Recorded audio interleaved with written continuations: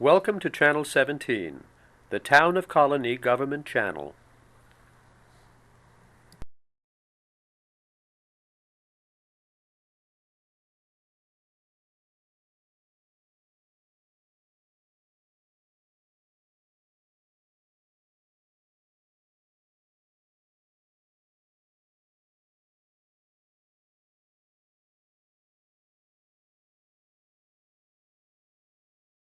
My name is James. I'm a recovering addict and a recovering criminal, and this is Inside Addiction. Growing up for me was a very interesting thing. I found myself in a lot of trouble. I came from a single-parented family. My father spent a lot of time in prison. Um, I had three brothers and sisters under me, of which I'm the oldest. And I kind of like gravitated towards the streets. My mother, she wasn't really what I would identify as an addict, but she did use. When her friends came over on the weekends and stuff like that, I've never seen her, like sloppy drunk or high out of her mind, but I know she smoked a lot of marijuana. My father, he was a dope fiend. He shot dope, but he wasn't really active in my life. My grandmother, she drank. My grandfather, he worked at the port. And that's the extent of what I know about people in my family using. But for me, like I kind of gravitated towards the streets at an early age, based on the fact that my father wasn't there. And because of having gravitated towards the streets, I was exposed to a lot of different things at an early age, namely drugs and alcohol, gambling, crime, lying, manipulation, and all of the other stuff that comes with being in the streets.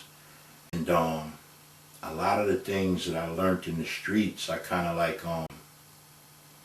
began to like exercise in my house. And I think that one of the biggest things that happened is that like I began to steal from my mother at a young age. Um, and I think that it was associated with my wanting more of the drugs that I was doing at the time, and it was marijuana namely. Um, and with the lying came a lot of other different things that affected the family dynamic in a real big way, because as a result of these things, me and my mother's relationship started to kind of like deteriorate. And I went through a lot of different things, and we kind of like grew apart. Um, I really didn't have a relationship with, I would say, none of the rest of my family, because we were kind of like secluded. My mother always kept, her children kind of like together. The rest of the family were doing their things. We only kind of like seeing each other around the holidays. So like in gravitating towards the streets, I found a lot of the things that I felt like I wasn't getting from my family. Um, and also based on my behavior. Got a lot of spankings when I was young. Spent a lot of time on punishment. How's school? Um, School was pretty good. I did real good in school. And I can remember having finished grammar school and going into junior high and doing real good in junior high as far as my academics was concerned. But the problem came in because I had a problem with authority. I was going to Catholic school, and we were kind of like, it was kind of like a requirement for us to wear, shirts and ties every day with shoes, and I wanted to wear sneakers, and I didn't want to wear a tie. So as a result of that type of stuff, rebellion and acting out by, like wearing clothes that were unacceptable, I kind of like got in trouble a lot in school, and as a result of getting in trouble, I began to lose interest. So I stayed, but it was kind of like I had taken on a nonchalant attitude about school. And then later on, I started smoking marijuana before school and stuff like that, and eventually I just totally lost interest. The first time I used, I was probably about 12 years old, maybe even a little younger. But I remember 12, that kind of sticks out to me because at that point, I had drank some alcohol. I always hung around guys that were older than me, and they were doing different things that like I found really attractive. And I can remember taking my first glass of beer and, getting sick like you wouldn't believe. And like praying that the world would stop spinning and all of that other stuff. And then like getting sick all over the place, and then like recovering from that and turning around and doing it all over again.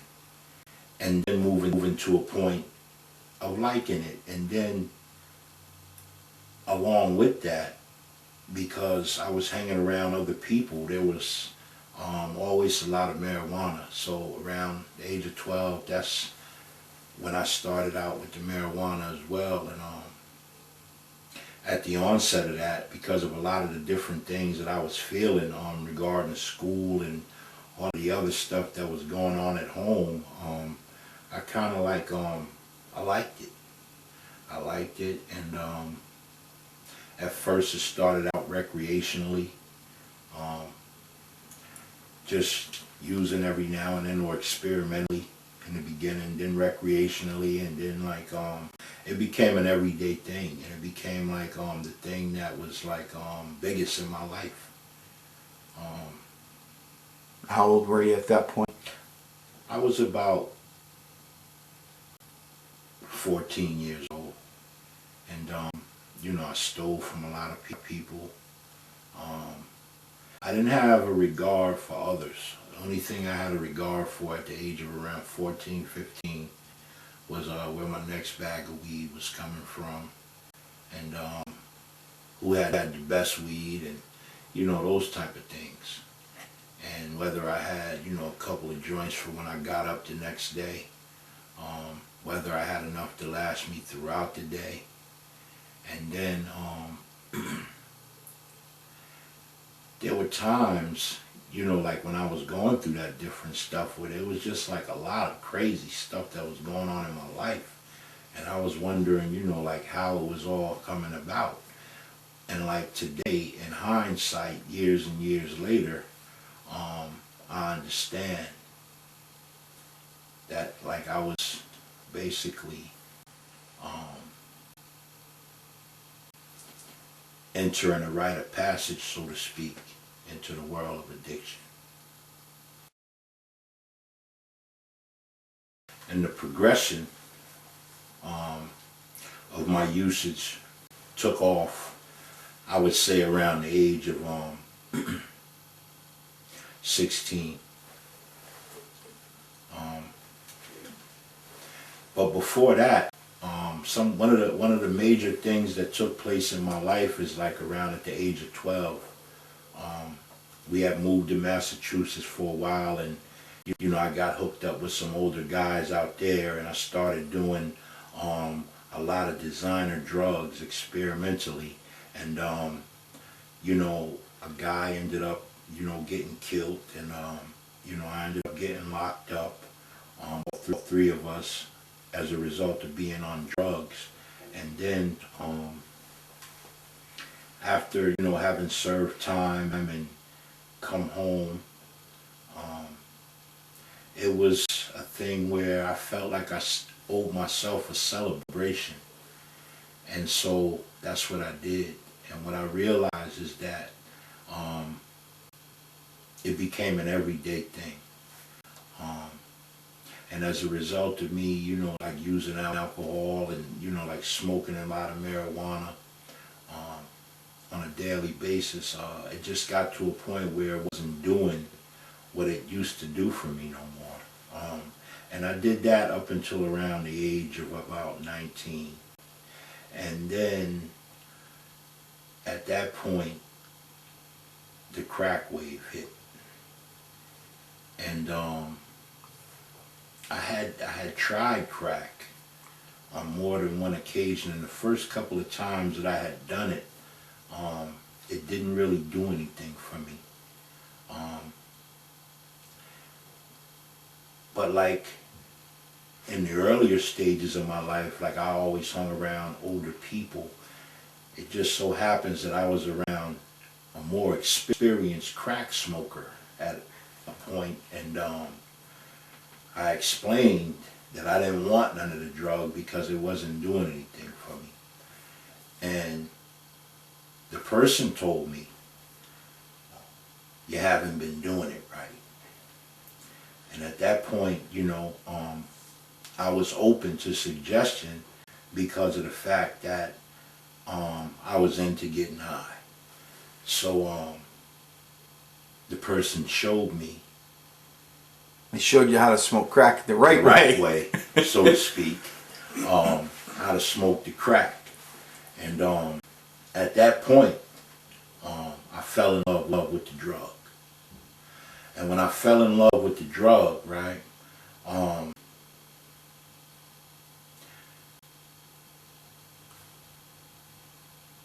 crime and more crime ensued after that. The crime rate probably went up in the Capital District about 5%. I threw bricks through windows, did snatch and grabs, robbed stores. I did all types of stuff to get the next drug. And, I also found myself in a position where, when I felt unsafe with going out and trying to rob a business or a proprietor or whatever have you, I made my family the victims. And the crack smoking continued to progress. A lot of people lost trust in me. A lot of people gave up on me. And when that happened, I was forced to go to the streets to continue to get my drugs. And that's what I did. And as a result of having done that, the stakes were higher. And I took a lot of risks. Made a lot of bad decisions. And as a result of that, like I spent 20 years of my life in and out of jail. And it was a long, dark, painful road.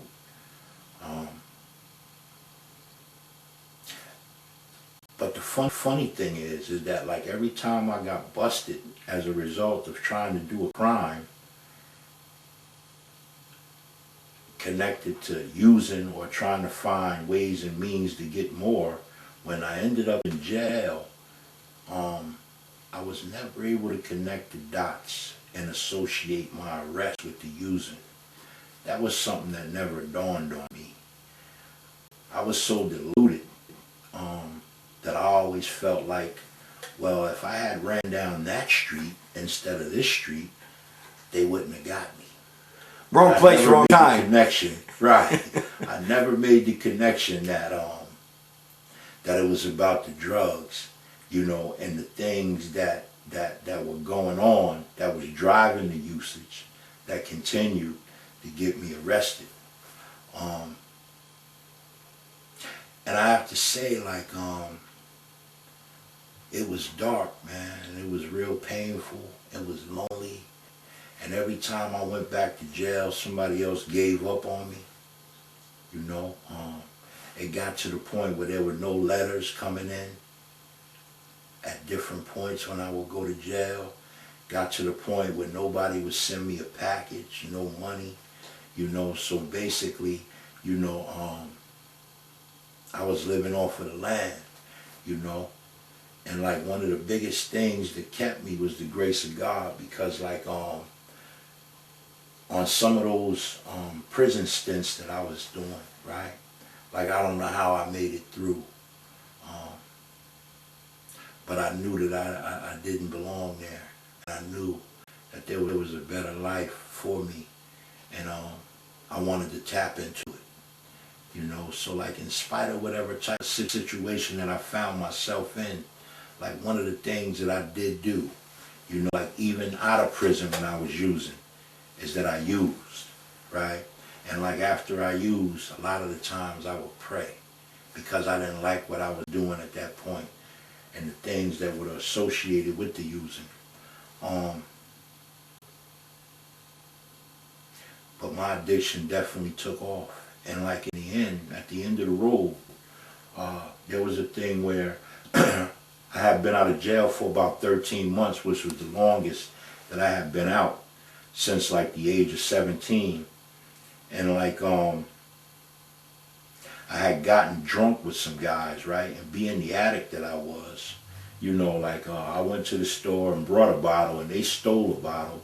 And because of the alcoholic that I was, right, like not only did I drink my bottle, but I drunk theirs too, right?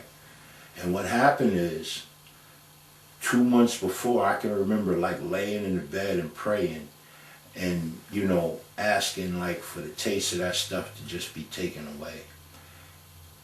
And like at 2 months, I found myself in jail, blacked out, and not knowing what I was charged with, how I got there or nothing, you know. And after having been out of jail for 13 months, to having gone back and like to wake up in that type of situation was like devastating. And I think that it was at that moment right there that I surrendered.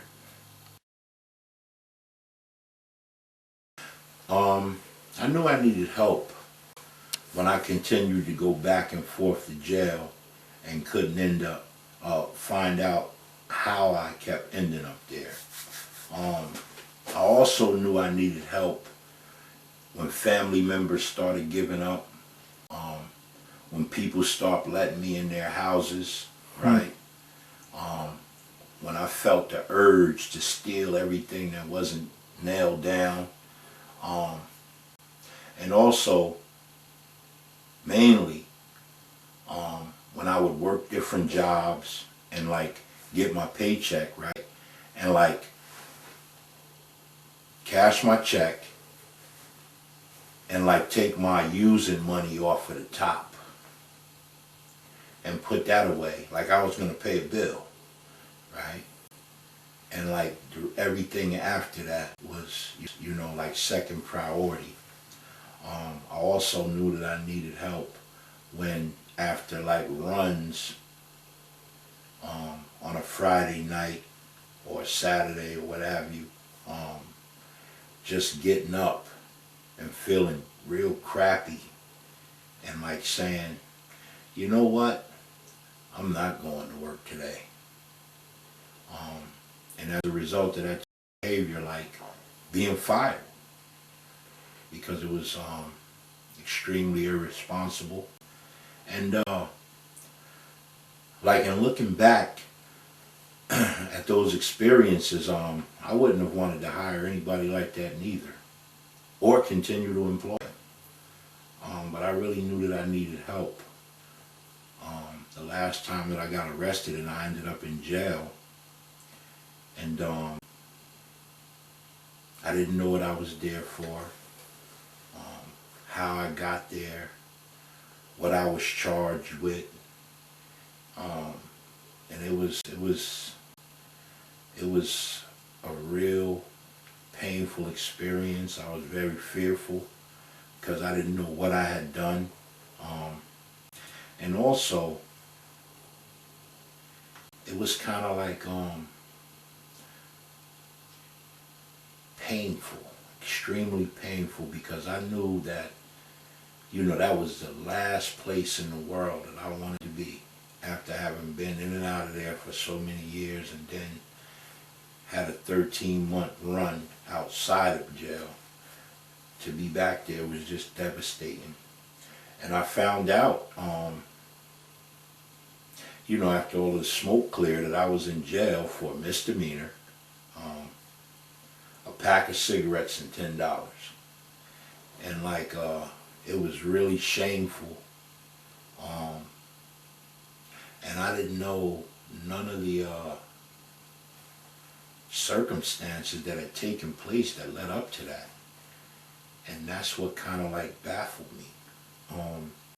And the same judge that I had gone in front of to face these charges had previously told me, you know, every time you come back in my court, I'm going to give you the max on whatever it is that you come here for. I'm tired of looking at you. So I was already fearful. And I just kind of like surrendered. So, you know, I said, whatever happens will happen. But I remember praying in that cell and like just wanting a way out. You know, not just of incarceration at that point, but I'm talking about like the whole gambit of what I was caught up in. And this funny thing happened. When I went out in front of the judge, this same guy that didn't like me, he said to me, Mr. Smith, this kind of troublesome to me that you're here in front of me again. But he said, even on a deeper level, I feel kind of like obligated to give you some help because you don't know how you got here. You're inebriated still, even after having slept last night. And he said, you know, I remember telling you that I was going to give you the max on whatever you came here for. He said, but I'm going to offer you some help today, if you'd be willing to take it. And I said, yes, Your Honor, I am willing to take the help. Now, what was going on in my mind at the time is that, like, I wanted to help, but, like, the other side of my mind, you know, I was asking myself for, like, when are they going to tell me to sign so I can get out of here? You know, but, like, it didn't play out like that. I was sent to the county jail, and the judge told me some people would be able to see me within the week, and that's what happened. And as a result of that, you know, kind of like sold myself to them to get into treatment because I really did want to stop going to jail. Couldn't do no more time. And I wanted to also stop using because I was tired of being broke. And I was just tired of destroying my life. And upon getting in treatment, I went to the Purcell House in Schenectady, got into full day treatment. You know, I did that for about 10 months. And it wasn't fun either. And I can remember like a time when a halfway house used to leave a bitter taste in my mouth, just when somebody else talked about it. So like when I ended up in there, you know, it let me know that I had definitely got to the point of having a deep level of willingness to change and do something different based on my level of surrender. And so I just put my all into it because I knew that if I didn't, whatever I was attempting to do would probably come undone.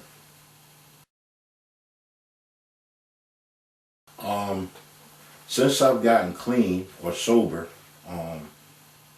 a lot of good things have become evident in my life. I think one of the biggest things is a spiritual connection to my higher power, a reconnection to humanity, the ability to make rational decisions,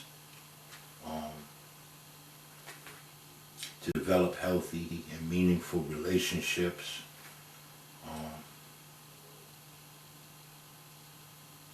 to be able to experience my feelings without relationships,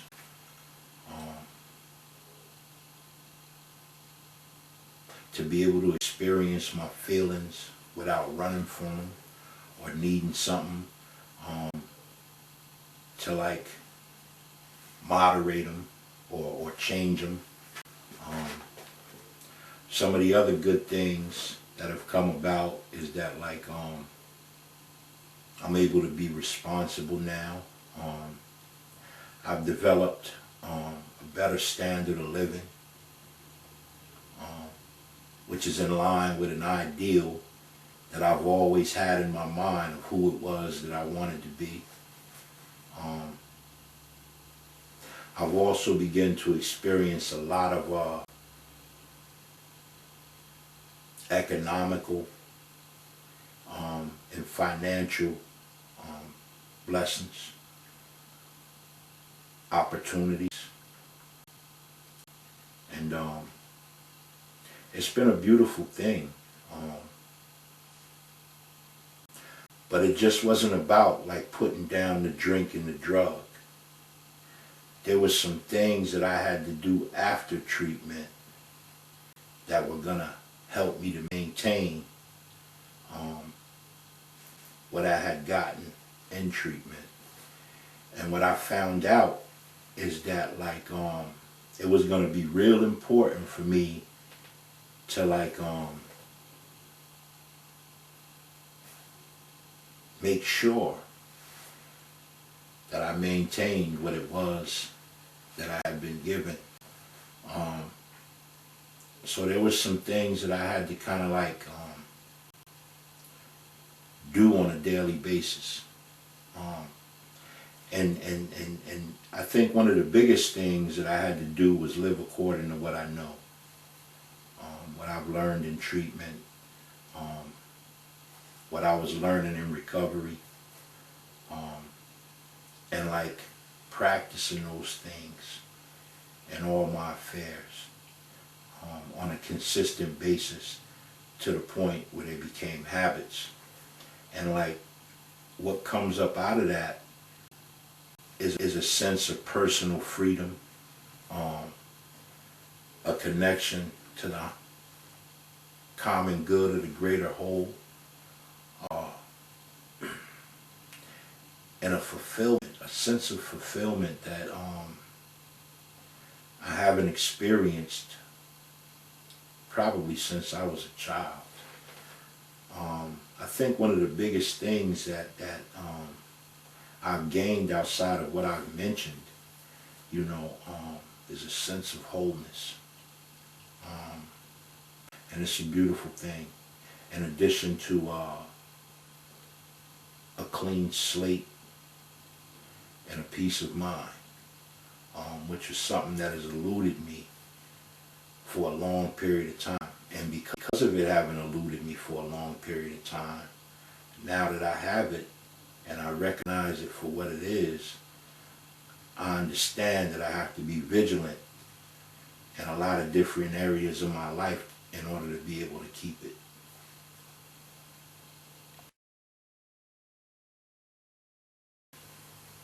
At this point, I guess the message that I would like to give is that an addict or an alcoholic, any addict or any alcoholic, can stop using, lose the desire to use, and find a new way to live. And in doing that, there's a whole lot of rewards. And I think that for anybody who still has the will to live, there's hope. No matter how bad the situation may seem, no matter what it may feel like, no matter what it may look like, there's hope. Because there's someone who's always gone before me, or anybody else that is going through whatever it is that somebody else is going through. And I guess one of the biggest things that I would like to let somebody else know is that if you don't know yourself what it's like to struggle with the disease of addiction and you know somebody who is, right? Either or. I simply want to say that it's a way out. It's definitely a way out. And what I've found to be effective is just laying down odds and and coming over to the winning side. Like it's not about swimming upstream no more.